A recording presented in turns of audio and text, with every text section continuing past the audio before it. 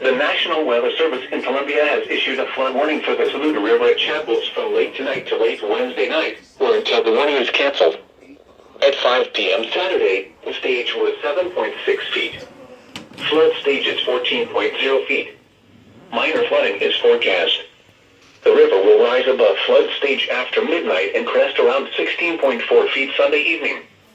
At 16.0 feet, extensive farmland and river bottomland around and downstream from Chapels become flooded. At 14.0 feet, lowlands around and downstream from Chapels become flooded.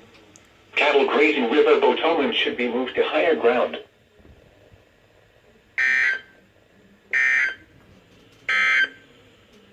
The Greenville, Spartanburg, South Carolina climate summary.